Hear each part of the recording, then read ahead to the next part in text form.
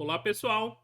E hoje é dia de review de história em quadrinhos, mas sem deixar de fugir do conteúdo do canal aqui, o foco em RPG, porque a história em quadrinhos que a gente vai ver hoje tem aí uma ligação e uma motivação muito forte com RPG, principalmente ali RPG de fantasia, tipo Dungeons and Dragons. Mas antes de a gente começar a falar de DAI, vamos pedir aí para vocês deixarem o like, se ainda não deixaram, e para não esquecer durante o vídeo, e sigam o canal, quem não seguir ainda, dessa fortalecida que é bem importante, beleza? Hoje a gente vai falar dessa série em quadrinhos chamada Dai.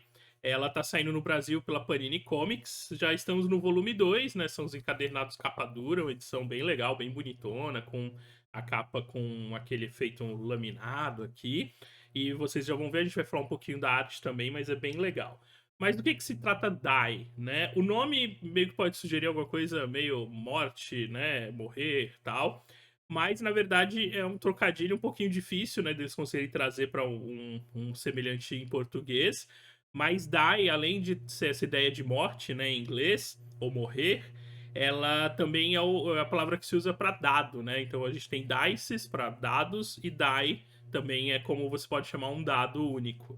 O que faz total sentido, tá? O que é essa história? Essa história em quadrinhos, ela mostra o convívio de 6 amigos que na década de 90 começaram um jogo de RPG e por algum motivo aí, né, maluco e misterioso, eles foram acabar parando dentro do jogo. Depois eles conseguem sair de lá, voltar, né, daquele mundo de fantasia, mas nem todos voltam. 5 deles conseguem voltar e um dos amigos fica para trás. Depois de alguns anos, eles acabam retornando, né, para aquele mundo de fantasia para lidar com essas consequências.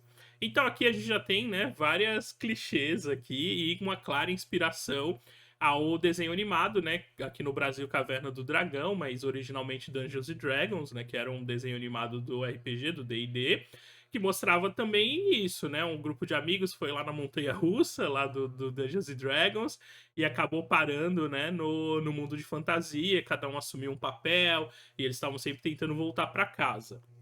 Em Dai, a premissa é bem parecida. O motivo que eles vão para lá envolve uma parada meio mística ali, né, que é até a questão do dado. Eu não vou dar muitos spoilers, porque acho que a história é bem legal, tá? Eu já deixo aqui já a minha avaliação prévia, é uma história muito boa, recomendo, principalmente para quem gosta também de RPG. Como história por si só já é divertida, mas para quem curte RPG tem uns temas ali secundários muito legais.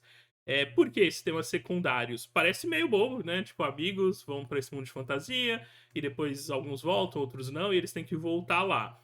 Em Caverna do Dragão, né, isso aconteceu de uma maneira bem lúdica, assim, eles passavam por alguns desafios, mas nada era de fato assim, né, muito arriscado. Tinha lá as armadilhas, os monstros, mas estava sempre todo mundo junto, todo mundo lutando pelo bem, pelo mesmo lado. Aqui em Dai, desde os personagens, né, os personagens do RPG, até as personas, né, aqueles os que estão dando vida a esses personagens, eles têm muitas camadas. Então você vai vendo que muito do que é mostrado na série, aqui na história, ela reflete em problemas do mundo real, né? Problemas de convívio, familiares, relacionamentos. Então tudo começa ali com uma coisa meio simples, que seria o jogo de RPG entre os amigos, e os reflexos disso são coisas do convívio deles. E tem esse trauma ali, porque quando eles foram, né, pela primeira vez para esse mundo de fantasia, um deles fica para trás.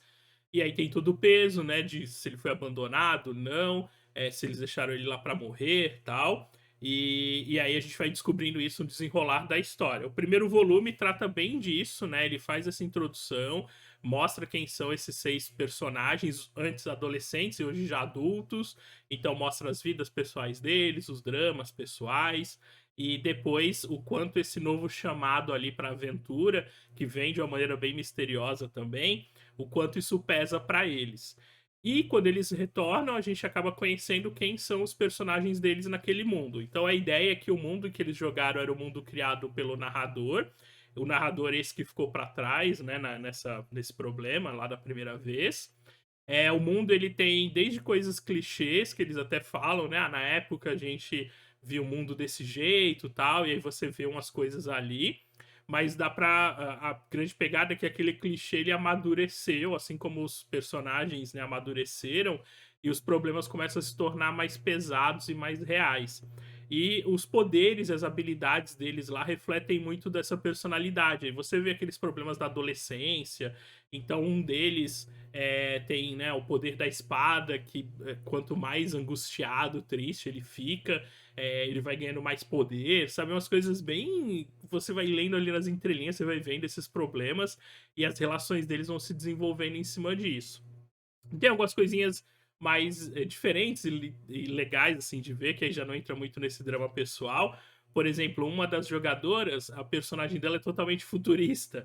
E aí o legal é que o mundo é um mundo de fantasia medieval. E aí tem aquela brincadeira de que tipo, ela era a que não queria jogar, e aí quando ela quis jogar o jogo, ela queria jogar com um personagem meio cyberpunk, e aí eles meio que adaptaram o personagem dela ali pra jogar na campanha. Então você vê que ela é meio high-tech, ao mesmo tempo, né, tentando adaptar para a fantasia medieval.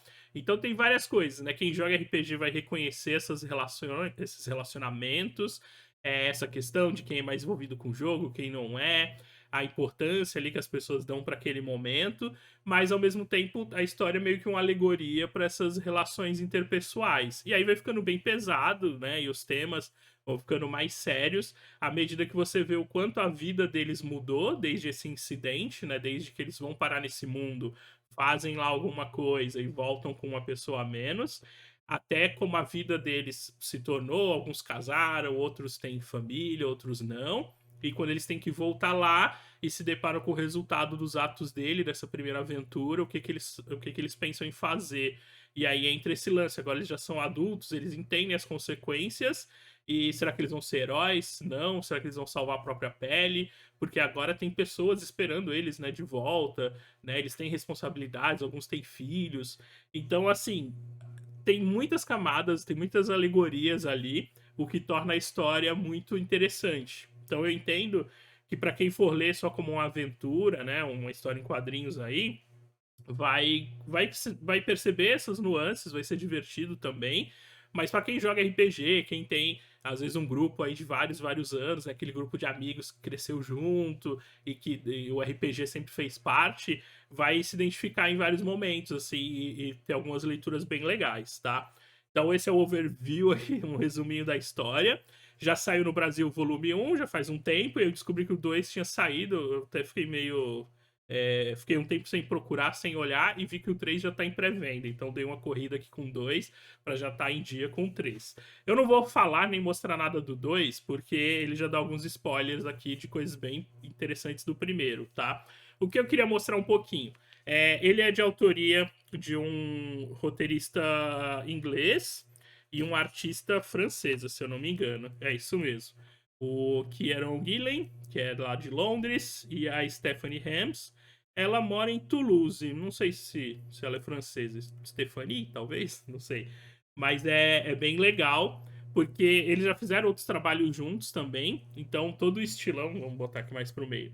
Todo o estilo aqui, né, dos desenhos, da arte, o colorista também é bem legal. Tem essa pegada aqui no começo e depois, quando eles estão de volta ali ao mundo fantástico, a arte muda um pouco, fica bem mais diferente. Deixa eu pegar um ponto lá mais no mundo mesmo.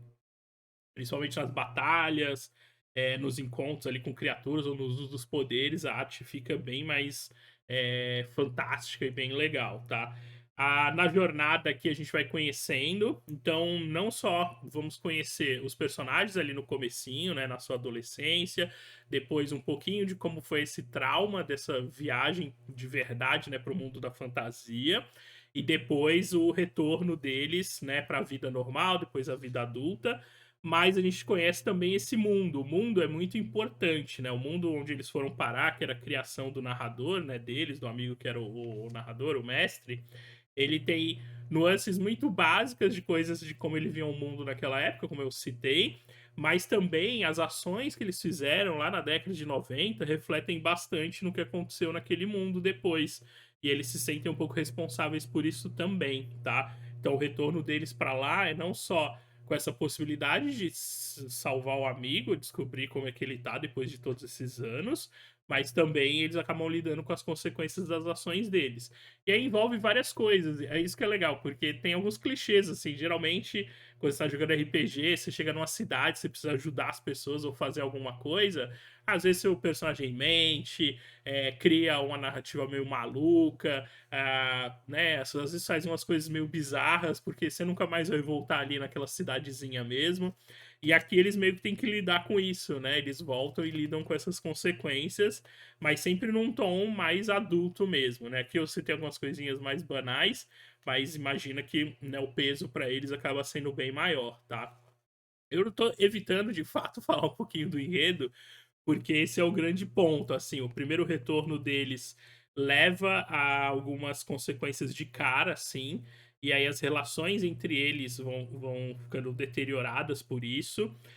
Quando eles estão lá no mundo, né, as novas interações, eles começam a pesar um pouco mais, porque eles já entendem as consequências daquilo, então eles veem, a gente já teve aqui e fizemos tal e tal coisa e agora isso aconteceu. E aí quando alguns deles vão tentar fazer coisas parecidas, essas blefes, essas manipulações, né, sacrifícios, tal, os outros já veem, pô, tipo, né, será que a gente não aprendeu nada, tal?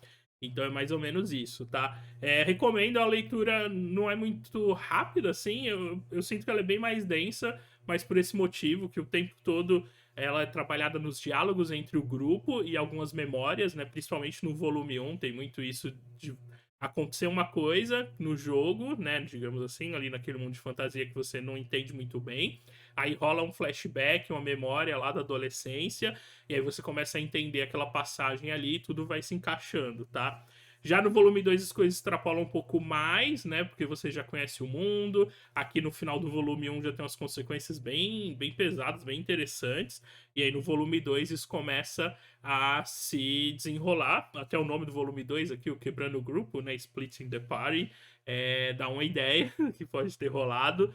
Mas é isso aí, tá? Recomendo bastante. A edição, como eu disse, é bem legal. Aqueles encadernadinhos clássicos aqui da Panini, né? Capa dura, tal, papel, eu acho que é coucher, não sei direito, mas enfim. O papel também é bem legal, a arte é muito bonita, o enredo é muito da hora. E recomendo aí quem quiser ver essa leitura mesclada com relações interpessoais, adolescência, vida adulta e RPG, beleza? Espero que vocês tenham curtido. Deixem o like aí se não deixaram, sigam o canal se ainda não seguir. E nos vemos no próximo vídeo. Falou!